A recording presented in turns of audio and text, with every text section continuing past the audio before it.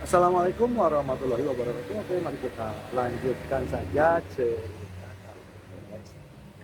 Oke. Babak 791, membuat keributan di aula berkabung keluarga Zhao di kota Nancy. Tuan Zhao menangis begitu keras hingga kehilangan putranya.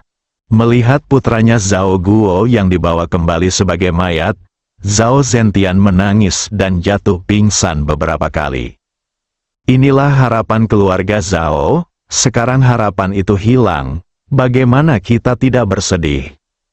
Aula berkabung didirikan di rumah keluarga Zhao untuk menangani pemakaman.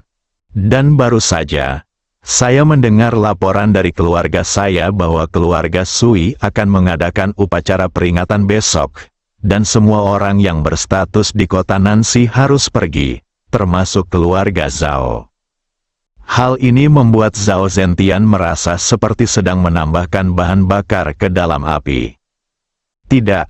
Aku tidak akan mengantar Lao Suito pergi, ini terlalu berlebihan. Patah, Zhao Zentian menghancurkan barang-barang di depannya hingga berkeping-keping. Kepala pelayan di sebelahnya terkejut dan dengan cepat menundukkan kepalanya dan tetap diam. Saat ini, seseorang berlari masuk dan berkata, "Orang tua, Sun Kuiseng, putra tertua keluarga Sun, ada di sini untuk menemui Anda." Biarkan dia masuk, berpikir bahwa ayah dan anak dari keluarga Sun meninggal hari ini, Sun Kuiseng datang sekarang untuk membalas dendam bersamanya. Tak lama kemudian, seorang pria dengan wajah pucat, sosok kekar, dan banyak kebencian datang. Ketika pria itu melihat Zhao Zentian, dia segera melangkah maju dan berkata, "Tuan Zhao, kita harus bersatu untuk membalas dendam." Tidak perlu kata-kata yang tidak perlu menutup-nutupi apapun. Tidak ada yang lebih menyebalkan dan menjengkelkan daripada pembunuhan terhadap kerabatnya sendiri, dan tidak ada yang tidak tertahankan. Jika Anda tidak tahan, jangan tahan, jadi Sun Kuiseng mengatakannya secara langsung. Zhao Zentian berdiri sambil memegangi meja dengan tangan gemetar. Pengurus rumah tangga ingin membantu, tetapi Zhao Zentian mendorongnya, "Tidak perlu membantu saya, keluarga Zhao kita harus berdiri dan berdiri tegak agar semua orang dapat mengagumi keluarga Zhao kita." Zhao Zentian mengatakannya dengan sangat bangga. Namun engah, seteguk darah muncrat, tubuhnya bergoyang dan dia hampir terjatuh.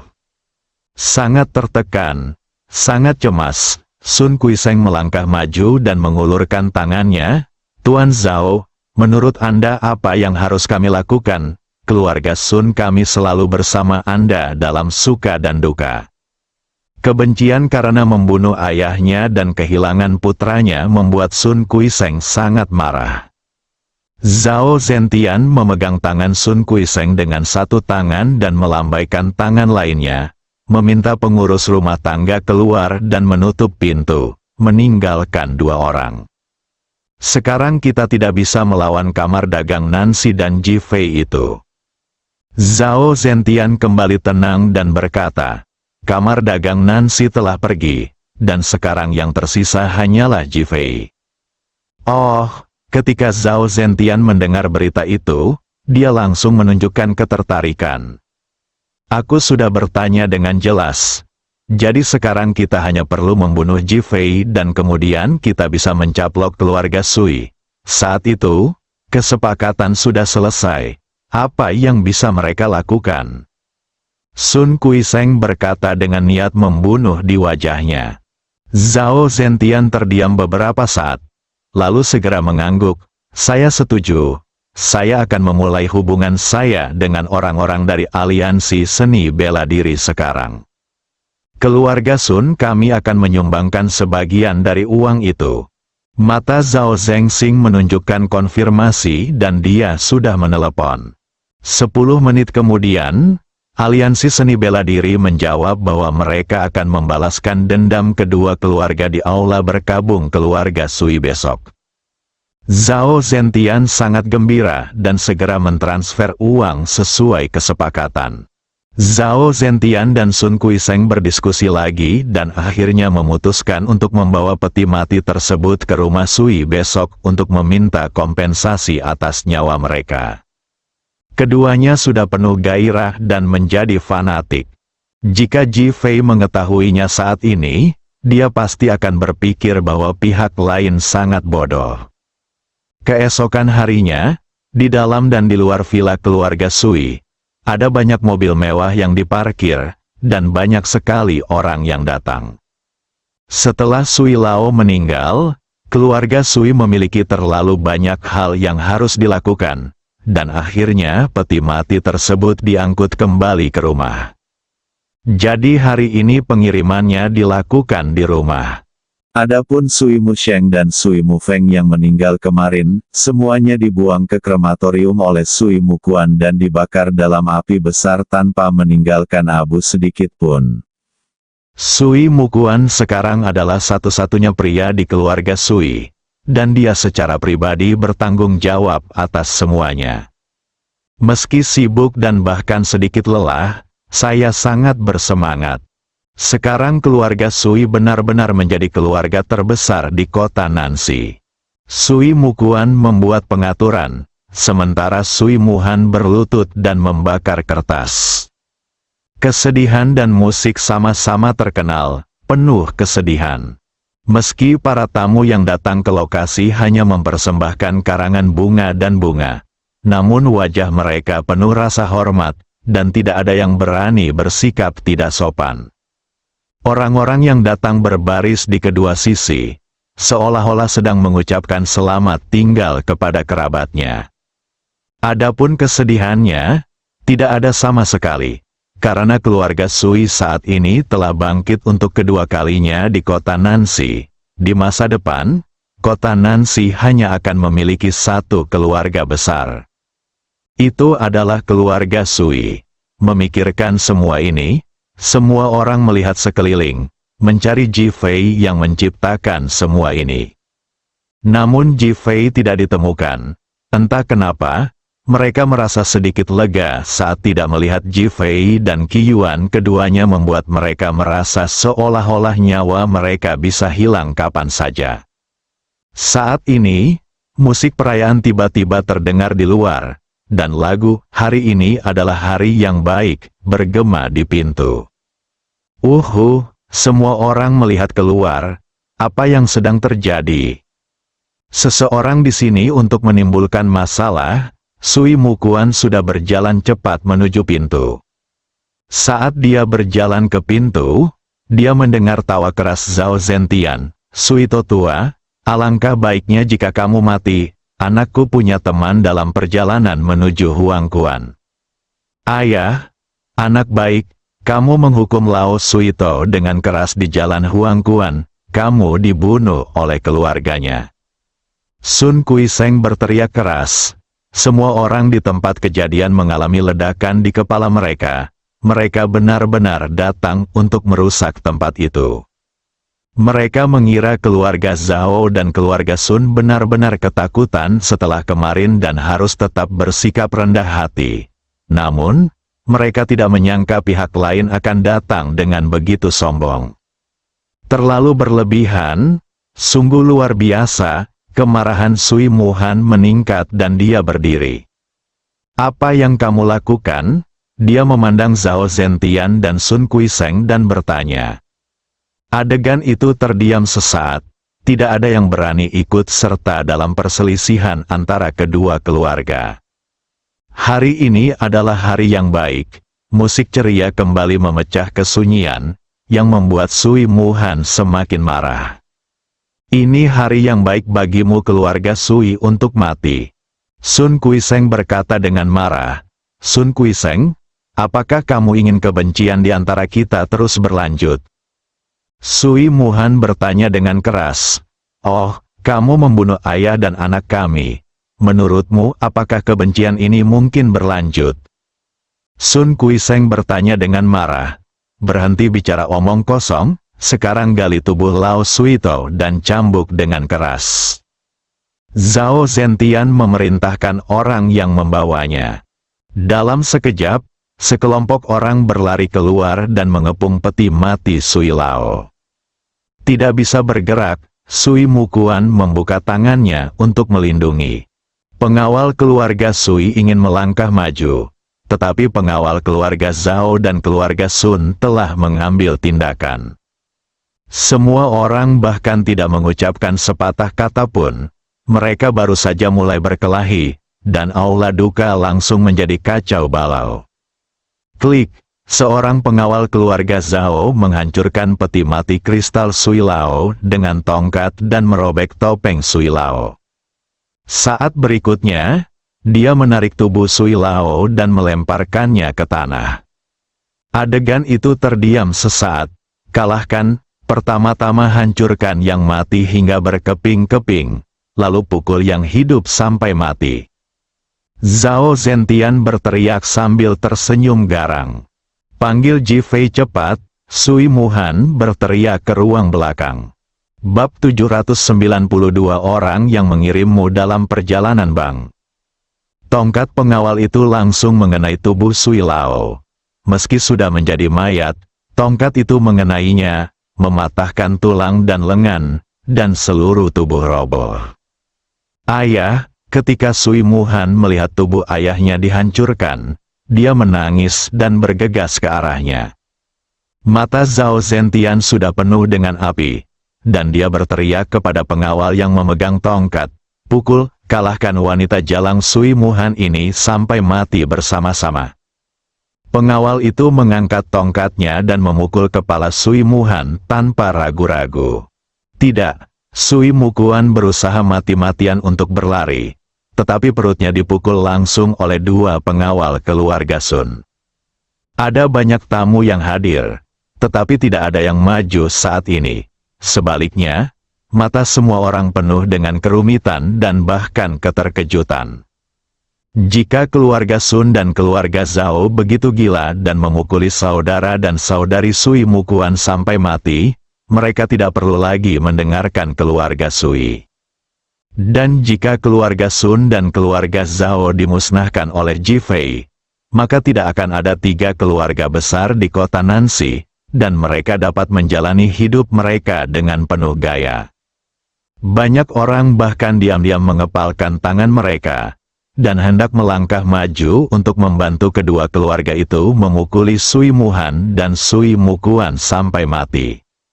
Ledakan, tiba-tiba terdengar suara benda menabrak sesuatu. Apakah Sui Muhan dipukuli sampai mati? Seseorang melontarkan pertanyaan itu, dan kegembiraan dalam nada bicaranya tidak bisa disembunyikan. Namun aduh, teriakan tumpul pria itu terdengar. Semua orang memandang mereka dengan heran. Ji Fei, yang mengenakan jas hitam, telah mengangkat Sui Muhan dari tubuh Sui Lao, dan menatap semua orang dengan mata dingin. Ada niat membunuh yang dingin di matanya, ekspresi yang datang dari hati dan jiwa. Semua orang segera menundukkan kepala, tidak berani berbicara. Mata Ji Fei tertuju pada wajah Zhao Zentian dan Sun Kuiseng, dan dia berkata dengan suara dingin, keluarga Sun dan keluarga Zhao ingin dimusnahkan sepenuhnya. Mendengus, kamu manusia liar Sui Muhan, kan? Zhao Zentian menunjuk Ji Fei dengan tangannya. Tuan Ji adalah pria yang saya, Sui Muhan, hormati dan hormati. Sui Muhan berdiri dan membela. Pada saat ini, dilindungi oleh Ji Fei dalam pelukannya lagi, saya sangat tersentuh. Saat ini, dia sudah siap untuk mati. Dia tidak bisa menerima kenyataan bahwa tubuh ayahnya telah dipukuli. Teriakan Ji Fei adalah naluri putus asa. Dia tidak tahu bahwa Ji Fei mendengar panggilan itu dan tiba dalam waktu kurang dari 10 detik. Oh, Sun Kuiseng merasa jijik. Betapa tercela, kamu benar-benar menemukan pria yang lebih muda dari dirimu. Apakah kamu berkumpul dengannya ketika dia masih di bawah umur dan membantunya mengandung seorang anak? Anda, Sui Muhan sangat marah hingga seluruh tubuhnya gemetar dan dia tidak bisa berkata-kata. Terlalu banyak omong kosong, keluarga Sun dan keluarga Zhao harus langsung berangkat hari ini. Ji Fei berkata dengan ringan. Menurutku juga ada terlalu banyak omong kosong. Keluarga Sui Mu dan Ji Fei ini harus dimusnahkan bersama-sama. Setelah Zhao Zentian selesai berbicara, dia berbalik untuk melihat ke arah pintu, masuk, jaga mereka.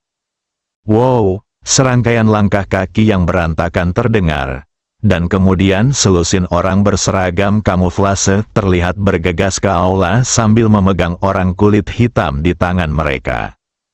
Tentara, seseorang berkata sambil mundur. Bukan seperti itu, mereka tidak memiliki pangkat militer. Seseorang berspekulasi sebagai tanggapan. Ji Fei melirik wajah orang lain dan mencibir di sudut mulutnya. Dia tidak menyangka akan membayar seseorang untuk membunuhnya. Biayanya tidak sedikit, dan energinya tidak sedikit. Hanya ini adalah tentara bayaran palsu. Evakuasi semua orang yang tidak relevan. Kami hanya akan membunuh keluarga Sui dan Ji Fei. Kata seorang pemimpin yang lebih tua, berlari. Entah siapa yang berteriak, dan terjadi kekacauan sesaat. Disusul dengan langkah kaki kacau orang-orang yang berlarian keluar aula. Saat ini, Ji Fei, Sui Muhan dan Sui Mukuan menghadapi moncong hitam di depan mereka. Sui Mukuan sangat ketakutan hingga kakinya menjadi lemah. Sui Muhan bersandar di pelukan Ji Fei, relatif tenang. Karena dia tahu di sini aman. Wajah tentara bayaran itu menunjukkan niat membunuh yang dingin. Menatap Ji Fei dan yang lainnya, dengan niat membunuh melonjak di matanya, seolah-olah menarik pelatuknya saja akan membunuh mereka bertiga di tempat. Sui Muhan, Jalang, kamu benar-benar menemukan bajingan untuk membunuh anggota keluarga Sun kami. Kami akan membiarkanmu menguburkan mereka bersama mereka hari ini. Sun Kuiseng tersenyum galak, di matanya saat ini, ketiga orang itu sudah mati. Tidak peduli betapa hebatnya Ji Fei, dia tetap tidak sehebat pistol. Dia tidak percaya Ji Fei bisa melarikan diri. Oleh karena itu, saya sudah menunggu Ji Fei meninggal secara tragis. Zhao Zentian mengambil satu langkah ke depan, mengangkat tangannya dan menunjuk ketiga orang itu. Berlututlah sekarang dan minta maaf. Kami dapat membuat kematianmu sedikit lebih mudah. Jika tidak kami akan menjadikanmu sarang lebah. Bagi Ji Fei dan yang lainnya, mereka bisa langsung mati hanya dengan lambaian tangan. Yang harus mereka lakukan hanyalah memutuskan bagaimana cara mati. Bagaimana cara mati? Di mata Zhao Zentian, itu sudah menjadi semacam amal. Sui Muhan melihat ke arah moncong pistol yang gelap, dengan kegugupan di wajahnya, dan tubuh halusnya tidak bisa menahan diri untuk tidak bersandar ke arah Ji Fei. Ji Fei menggendong Sui Muhan dan memandang orang di depannya dengan tenang. Kamu masih memiliki kesempatan untuk mengetahui identitas aslimu sekarang? Jika tidak, kamu akan mati tanpa mengetahui caranya. Nada suaranya tenang dan tenang. Tampaknya keberadaan orang-orang ini seperti orang mati di matanya. Tangan lebih dari selusin orang yang memegang senjata gemetar, dan wajah mereka menunjukkan keterkejutan. Mereka semua dicat kamuflase. Mungkinkah dia berpura-pura? Hal ini membuat mereka semakin kesal dan mereka menggenggam senjatanya lebih erat. Jangan bicara omong kosong, ambil tindakan saja. Klik. Klik, suara pistol di kokang pun terdengar. Pada saat ini, Sui Mukuan merasakan tubuhnya didorong, dan dia terjatuh ke belakang tak terkendali. Dan Sui Muhan merasa seperti sedang terbang, seperti peri menari. Tapi darah merah terus muncul di bidang penglihatannya, dan darah menetes di wajahnya. Meski menakutkan, itu membuatnya merasa sangat aman. Seolah-olah dia sedang berbaring di pelukan seorang pria yang hangat dan murah hati. Adapun Zhao Zentian dan Sun Kuiseng masih menantikan suara tembakan. Namun berdebar, tidak ada suara tembakan, tapi suara seseorang yang jatuh ke tanah terus terdengar di sekitar mereka. Itu adalah suara yang mengguncang tanah, dan itu adalah suara jatuh yang bisa membuat hati orang bergetar. Tetapi suara itu dengan cepat menghilang. Kedua orang itu melihat lebih dari selusin mayat tergeletak di tanah. Orang-orang itu masih memegang senjata di tangan mereka sampai saat kematian, tetapi mereka tidak menarik pelatuknya atau mengeluarkan suara terakhir. Bukannya mereka tidak mau, tapi mereka tidak punya kesempatan. Meskipun Ji Fei memegang Sui Muhan, dia hanyalah bayangan di mata mereka. Mendesis, Zhao Zentian dan Sun Kuiseng menarik napas dalam-dalam, dengan ekspresi yang tidak terbayangkan dan tidak dapat dipahami di mata mereka. Bagaimana ini mungkin? Ini senjata sungguhan. Tetapi Ji Fei menepuk Sui Muhan yang matanya terpejam, tidak apa-apa. Sui Muhan perlahan membuka matanya. Ji Fei mengangkat tangannya dan dengan lembut menyentuh pipi kanannya. Dan setetes darah merah cerah terhapus. Lembut, penuh pertimbangan, pria yang sempurna. Tuan-tuan, tidak ada yang bisa memahami mayat yang tergeletak di tanah di depan mereka. Namun, Sui Muhan tahu bahwa orang-orang ini dibunuh oleh Ji Fei. Dia tidak takut, tapi merasa sangat aman. Dia adalah pria yang berdiri tegak dan bisa membuat wanita merasa aman tanpa henti. Matanya penuh rasa terima kasih, mata penuh cinta. Kamu? Siapa kamu? Zhao Zentian merasa seolah-olah seluruh tubuhnya akan terkuras habis, dan dia sangat ketakutan hingga mulutnya dipenuhi rasa empedu. Seorang pria, sambil menggendong seorang wanita, berbalik dan langsung membunuh sekelompok orang, atau sekelompok orang dengan senjata. Apakah ini masih manusia? Orang yang mengirimmu dalam perjalanan, bersambung.